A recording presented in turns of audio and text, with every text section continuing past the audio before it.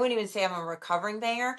I'm a banger full on. Hi, everybody. Welcome to Keeping It Real with Gina and Neil, the pickleball podcast that is not afraid to call out the drama. I'm your co-host, Gina Salento, and this is Neil Friedenberg. We're not here to talk about the pros or sugarcoat anything. We're here to talk about the chaos, the drama, because that's where really the sport lives. And today's topic is going to be the pickleball Karen versus Karen. the banger. So, Karen is the one that plays by the rules in the sense that she wants to keep everything traditional, soft, and slowing the game down.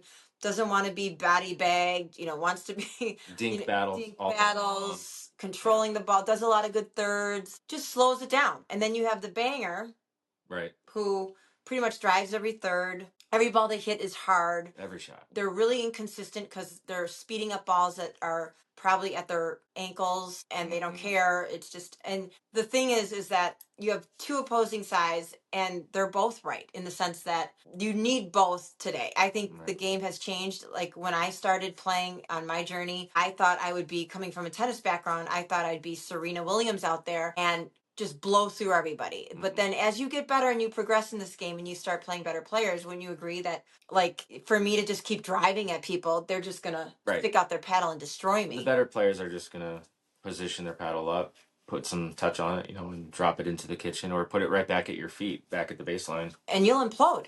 Because you only know one dimension, which is hitting hard. And that took me a long time. And I say to my students when I teach them, let me save you 2 years of your life that I'll never get back and learn the soft game. And I don't care how aggressive the game is getting. And there's no one that wants to hit the ball harder than me. But at the end of the day, I had to discipline myself and learn the soft game. I remember when you first started playing. Yes, he started when I started. No, he didn't start when I started, but he was there when I started. You were definitely tennis right off the bat. Bang, bang, bang. And the curl on the dinks. Oh my gosh, I remember that. Oh, you do? Yeah. Yeah, well, I broke my ankle almost. Oh, stop. I didn't have anything else though. But, people that want to, I get people coming to me with post-traumatic stress disorder saying, they hit so hard at me, I don't know what to do. And that's fair. And a lot of these people can't control the ball. Oh, with the new paddles too. Oh my gosh, the power. Another topic. That is a topic for you to take. But yes, and so we're here to talk about like how you need both. You can't be one-dimensional and just be hitting hard and think you're going to go somewhere. Right. Because you stay stagnant. And the people that are, the Karens that are like hitting really soft and easy, and I don't mean Karen in a negative way, but I'm just saying like the people that hit soft, you're going to get left behind because that game, you need both. And if you just do the soft game, that'll work for so long. But if you're missing opportunities to attack, wouldn't you say, like... Oh, yeah. Being opportunistic in pickleball is key. When I do a lot of teaching, especially at the kitchen line, I'll talk about, if it's above the belly button, try to do something with it. Not necessarily be, putting the ball away, but being a little bit more aggressive with the pace or the tempo of the ball. So, yeah, you have to be opportunistic, I think, in pickleball. Yeah. So being a Karen, playing soft the entire time, that's predictability. Yeah. And it's also a tendency that someone will see and take advantage of it. And if they know that you don't like to be attacked, oh my gosh, you're a sitting duck, right? I mean, if you can't, but you have to, let's talk about real briefly resets, because like a lot of people that have the soft game, they can just block. And that to me is an underutilized skill that a lot of bangers don't tend to resort to just blocking. They'll fight fire with fire and then they usually die by it. So if you're banging all day long, you need to learn not only the soft game, but how to reset to take the power away from those people that are just going to take your face off. Right. That's, I know when I was first learning just the reset, kind of where you're dropping that paddle and just putting it back into the kitchen. That's, I'll be honest, sometimes that's hard. It's really tough for me to do. No, I know. I want to, it's not, I don't know if it's fighting fire with me. I want to be aggressive with it or kind of flip it back or try to do something. And there's been many times where I did and it just flew out of the court. So that's an underutilized skill, and it's one of the best skills in pickleball. Yeah, and so when you're on the court and you're playing with players that aren't as strong as you, and you think, "Oh, what's the point? I can beat these people and I can just hit hard." That's when I tell my students to utilize that time to work on a block reset, because you're playing better. You're playing players that you can beat. So why just here's the time to work on it, to work on a reset volley. Yeah, that you can really work on slowing the ball down so that when you do play the harder players that you can't always beat, how do you be able to withstand that power and then get yourself still and keep yourself still in the game?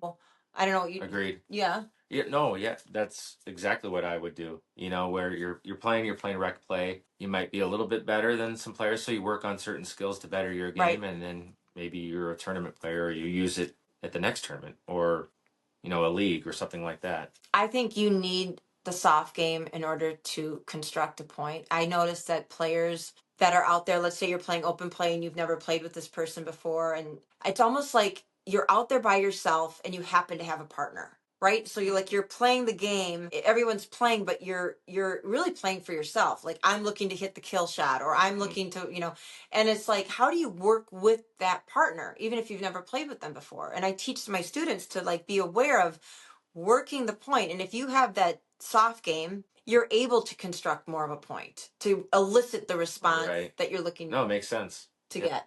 Agreed. Yeah. Bangers to me can be really one dimensional and A they lot of the time. and the inconsistency comes out a lot. I wouldn't even say I'm a recovering banger. I'm a banger full on. Did And you seek help for that? no one can help me. I think I need to remember the soft game. I mean, it's easy to get sucked into that vortex of hitting everybody, everyone's hitting hard, so I'm just going to hit hard. And that's when the It's inconsistency. almost like a rabbit hole almost. It You is. see that and then you want to hit. You can't help it. You're changing your game all of a sudden in the middle of playing. Yeah. Yeah. I get it. Yeah. I've done that. I know, we all have. Guilty. I know, and I think that consistency is the name of the game. I struggle with consistency. Everybody who knows me on the pro tour knows that I go big or go home. I don't have a ton of consistency, and I need to work on that. I need to be more consistent. This episode is brought to you by Victory Insoles, science backed. I felt the insole in my shoe was very firm, so when I was moving around, it held its own. It wasn't slipping. It did give me that extra spring to my step. I felt like I could move a little bit faster towards the ball and wasn't behind it like sometimes I am. Great for players looking for reducing their fatigue and to stay on their feet longer and be able to be faster on recovery from one shot to the next. It's especially helpful for when you're out there for an extra long period of time playing a match to give you that durability and support in your feet to make you go the distance, especially when you're grinding it. Thank you, Victory. But hitting the ball hard, especially like on thirds, like there's people that will only drive their thirds, and I think that's a mistake. I think you should be learning a third, and that takes discipline, and softening that third helps you make it to the kitchen line, because right, you would agree that the harder I hit to the people at the kitchen line, the faster it's coming back to me. They're just going to turn on it. The better players will have their paddle up ready, and if they know it's a banger or someone that has some tendencies, again, that word is huge to me in pickleball. They're going to turn on it. It's going to come quicker back and typically at the feet and keep you back. So you got to be able to adapt and utilize different types of shots, not just the harder drive, but soft shots. Yep. And the game is changing with the power of the paddles and Yeah.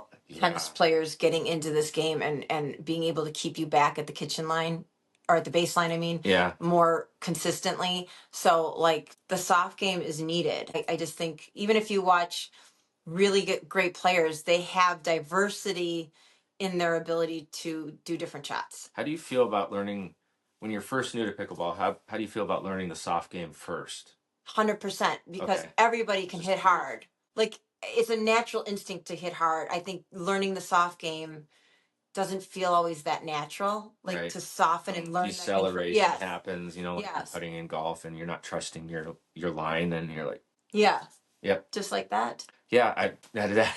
Just like that. Can you tell I've actually done that before? Yeah. Where I'm like, yep, that happens in dinking and especially third shot drops. So trust yourself, accelerate through the ball, And even discipline. at a shorter backswing. Yeah, still totally. accelerate. And discipline yourself enough to practice it, because it just doesn't come naturally on the court. It's a skill set you need to learn. It's a finesse you need to learn. Even dinking, it's a finesse shot. And Yeah. to me, playing all day isn't going to help you. It's really what gets you good is practicing with drilling. Every opponent's going to be different too. So the saying, champions adapt, champions adjust, that's huge. Yeah. Take what you can get, be opportunistic. I keep using that word a little Yes, bit, that's but okay. It's a good word. yeah, But adapting, that's even a better word, is adapting and being able to be flexible. with the tempo. With the you know, tempo, yes. yes, the pace, all that. And that you can adapt to a player that's a banger and you can adapt to a player that's a dinker, and don't let them take you out of your game either way, that you can sustain both and have both, and then you're good. The biggest thing is be in control of that tempo, then you're usually going to be in a good place with pickleball matches. That's really what it comes down to, at least for me. Like, how do you feel about tempos? Like, controlling the tempo, you're in charge. 100%. If it gets out of hand and they're in control, try to take it back somehow with, Sometimes it's just going back to the basics, and you're less is more in this game. Totally. I'm learning I that agree with that. now, like less is more. And I think for me, one of my biggest strategies is to go out right away. And I am aggressive. I am an aggressive player.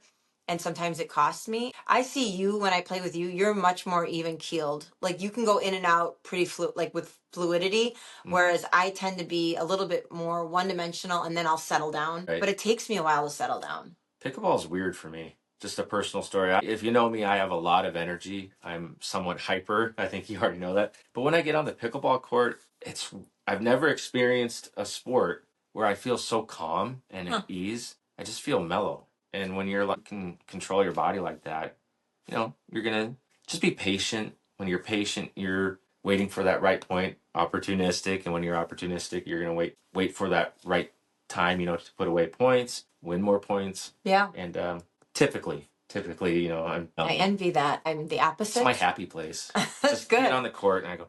Yeah, and I'm a head case. So I go mental and I unravel and I got to bring myself back, and I come back from being down. I put myself in a hole and then I'm trying to get back out, and yeah, I'm all over the board. But at the end of the day, something to be said for instinctual play, where you are finding, like at that moment, you're doing a nanosecond shot selection. It's coming to you though. Yep. And you're executing that shot. And it's amazing how quickly, if you can hone that with drilling, you become more proficient at when that happens. Because when you're playing, think about it, you're only hitting one out of every couple balls, or maybe two in a row, and then the point's over after 4 shots. So that's why I'm a huge stickler on like practicing by thinking and drilling.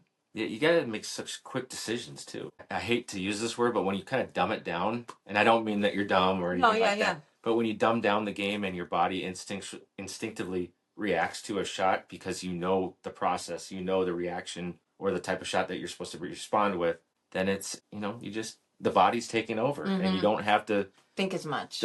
The mental part of this game, I've always compared it to golf. It's like kind of you versus yourself. And if you think too much, you're going to make errors. And that's why I say kind of dumb it down, relax, control the mind, and let the body react. Yeah. Xanax. Plug. No, yeah, but it's a fun game, and I think you just need to not get mad at someone that just wants to dink, and you can't get mad that someone just wants to bang. You got to be able to roll with both, and if you can get good at both of it, then you're able to go in and out of situations where you can hang, and that's how you get better. So for me to make this particular issue fun again, I would say just get better at whatever your weakness is, wherever you like. I think you own it. Yeah, own it. But where are you feeling the least comfortable banging or dinking, and then build that up? Absolutely. Yeah, find your weakness, kind of own it, and practice it. Yeah. Because then you're becoming a better all-around player. Yeah. Overall. And then you won't be so irritated at Karen the dinker or Bill the banger. Bill the banger. So what happens too when